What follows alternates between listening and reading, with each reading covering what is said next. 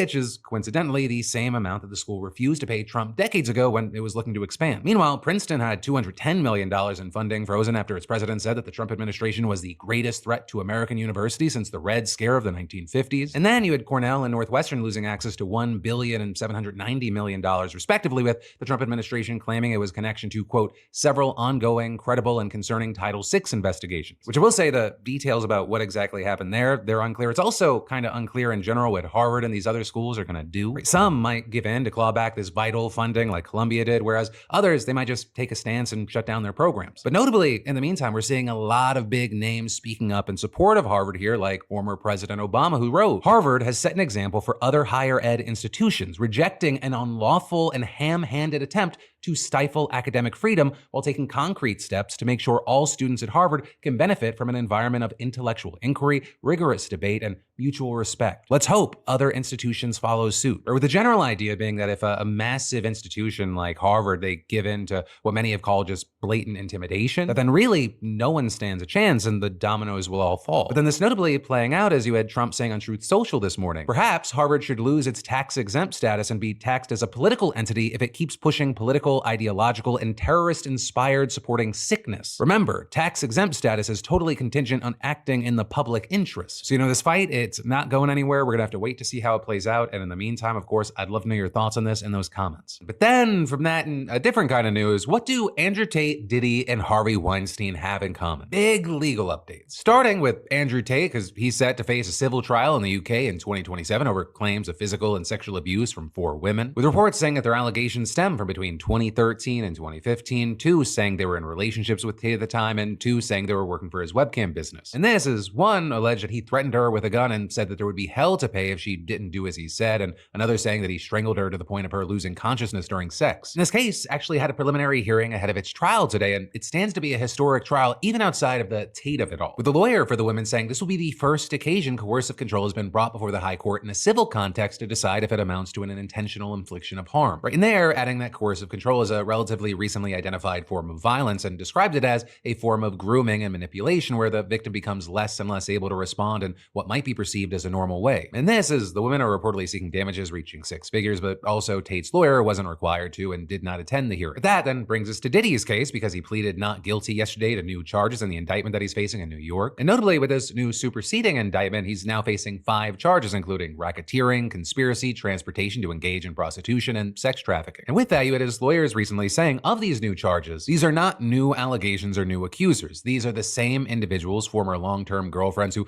were involved in consensual relationships. This was their private sex life defined by consent, not coercion. And notably, like every update in this case, it's starting to feel like it has higher and higher stakes because the trial is just around the corner, or at least it's supposed to be. But according to CBS News, jury questionnaires are going to be distributed at the end of this month, and by May 5th, jurors will be questioned individually ahead of opening statements, which are set to start May 12th. But a big thing is that Diddy's legal team is reportedly trying to push back, with one specifically saying the defense might ask for a 2-week adjournment over discovery issues, and we have another hearing set for Friday, so we're gonna have to see where all that goes or if it gets delayed or not. But then finally, that brings us to Harvey Weinstein because he is back in court in New York. Right, and this one, it has a bit more background because back in 2020, he was convicted of 2 sex crimes in New York. But as you might remember, last year, that conviction was overturned by an appeals court who said that the judge unfairly allowed testimony of witnesses whose accusations were not part of the indictment's charges. With that news, of course, shocking activists and advocates everywhere because at the time, his conviction was very, very huge. I mean, the New York Times calling it a watershed moment for the Me Too movement and a crucial test in the effort to hold influential men accountable for sexual misconduct. Right? And then so with that, it wasn't a surprise after it was overturned that the accusers still wanting a new trial. And that new trial, it begins this week and the jury selection starts today. And so in this case, we're going to be hearing from 2 of the alleged victims who testified back in 2020, as well as an additional accuser who has been added to the case, with many now questioning what this trial is going to be like, right? Especially as you have outlets noting that this is happening at a very different cultural moment than the last one. Or with the last one, it was the height of the Me Too movement with Weinstein really being the face of it. But that's changed, and you even had one of his lawyers telling Variety that, quote, it's going to be a very different trial. The mob mentality that was so pronounced at his first trial, I think, has subsided. He's going to have the trial that he should have had all along. With then Variety also saying that right-wing commentators like Candace Owens are talking about this case in a way that could sway opinion more in his favor. With people also noting the likes of Joe Rogan, who has a massive audience. He even recently mentioned that he was watching her coverage and said, I watched the first episode of that. Bro. Crazy.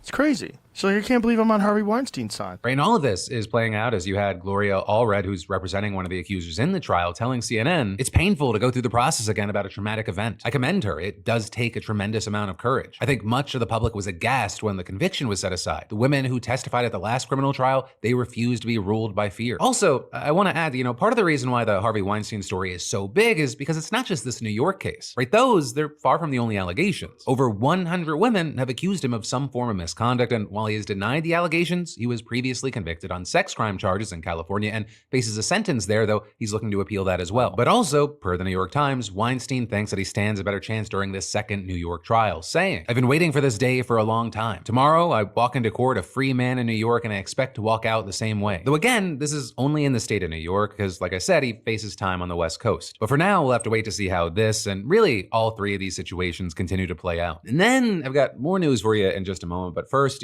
I gotta say, it's been really cool working with SeatGeek on the $500 weekly giveaway and seeing how y'all are using your winnings. From concerts and Broadway shows to sporting events, you guys have been absolutely crushing it. And keep in mind, you've got Kendrick Lamar and SZA, Tyler the Creator, Post Malone, Beyonce, Chris Stapleton, just to name a few, on tour. So, if you haven't entered yet, just do it. I mean, next week's winner could be you. And for the uninitiated here, our sponsor, SeatGeek, they are the #1 rated live event ticketing app with over 28 million downloads and access to a wide array of entertainment to get you and a loved one out of the house. If you're new to SeatGeek, just scan the QR code and add code Phil for $20 off your first purchase. And then, hey, while you're there, just simply add code PDS to your SeatGeek account and you get $10 off other purchases. Plus, you could be one of our lucky weekly winners. I mean, that's $500 in credit towards any of SeatGeek's 70,000 events. And for everyone, you heard right. If you've used SeatGeek before, you are a SeatGeek veteran, you can still add code PDS, which gets you $10 off any purchase. Plus, again, you'll be entered for your chance at the $500 SeatGeek credit, no purchase necessary. But then, next up from that, we've got to talk about the news that ICE arrested a Columbia student and green card holder